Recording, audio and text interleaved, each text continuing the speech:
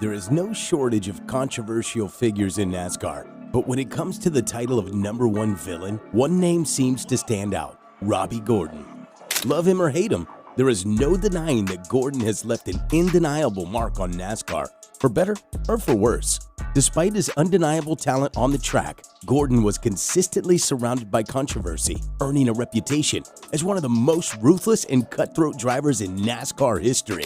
From his on-track tactics to his off-track behavior, Gordon's reign as a NASCAR driver was marked by a litany of incidents that cemented his status as a truly evil figure in the sport. Before jumping onto the video, show us some support by smashing that subscribe button and like today's video. Born on January 2nd, 1969 in Cerritos, California, Robert W. Robbie Gordon is an American race car driver. He is the son of well-known off-road racer Baja Bob Gordon. Robbie Gordon is one of the most versatile drivers of the modern era. He has won in just about every type of car racing, including NASCAR, IMSA, Trans Am, and IndyCar. But it's in off-road racing where he's really made and continues to make his mark. As a driver, Gordon won the Baja 1000 3 times, the Baja 500 4 times, and captured 7 score championships. So at this point, you might be wondering, if the driver is so great at the sport, what makes him truly evil? This question can be answered in 2 words: anger issues. People notice from the very get-go that Robbie Gordon is a challenging and overly aggressive racer. During the 2000 season, there was a scuffle between Robbie Gordon and Tony Stewart, who would later become a Hall of Famer. The incident occurred during a practice session for the Daytona 500, where the 2 drivers made contact. Despite both being upset about it, Robbie Gordon showed Tony Stewart that he was not one to be pushed around once the contact was made.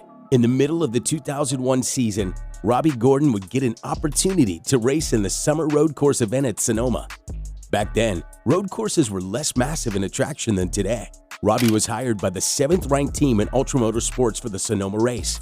This decision was based on his top-performing abilities on road courses, as he had achieved 2 top 10 finishes in the previous season. During the race's first half, the only Gordon dominating was the current 3-time champion Jeff Gordon. But as time passed, a new Gordon would start controlling the race. With only just a handful of laps to go, it looked like Robbie Gordon was going to the huge upset and collecting the NASCAR Cup Series. Still, as we know, with the mind of a chaotic, evil driver, chaos would soon take over the mind of Robbie Gordon, as he felt that holding up a lap car would be more vital than staying in front of Tony Stewart. Unfortunately, he would lose his chance at his first Cup Series win. He had to wait until the end of the season for another opportunity. After a delay caused by the September 11th attacks, the final race of the season took place at New Hampshire Motor Speedway 5 months later.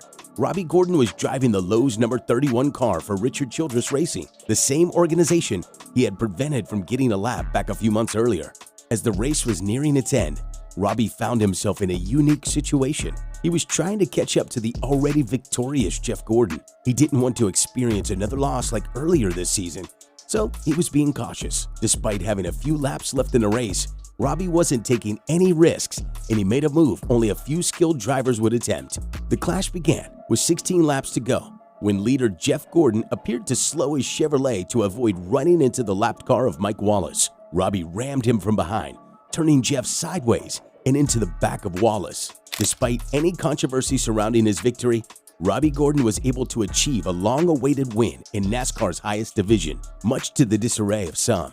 Richard Childress was impressed with Gordon's performance and offered him the opportunity to drive the number 31 car for the next few years. Gordon was determined to make the most of his full-time ride in the series, even if it meant getting on the nerves of the sport's top drivers. He was unapologetic about his actions and would hold others accountable if he felt wronged, regardless of their status or their public perception. While driving for Childress, he won 3 times, more than any other driver on the team. However, Gordon chose not to renew his contract with them in 2004 and instead started his own team, Robbie Gordon Motorsports.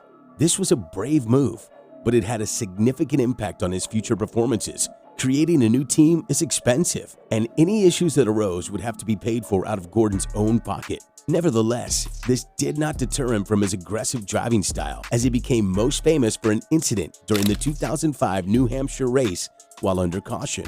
Michael Waltrip and Robbie Gordon would tangle on the back straightaway, In what was seen by many as a bizarre situation, Robbie Gordon, who was understandably upset, would attempt to clip Michael Waltrip's car, threatened that he would get his revenge. He got out of the track, threw his helmet at the 15 machine, and would call him a 4-letter curse word in his post-incident interview. This would inevitably cement him as the most chaotic driver in the NASCAR series.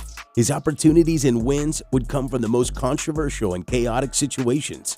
His driving abilities were impressive, but at the same time, careless.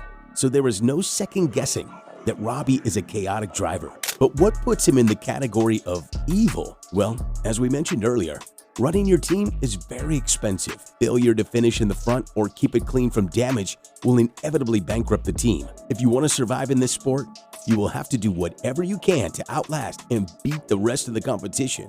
Robbie Gordon understood this and started to do whatever he could to make it with his team.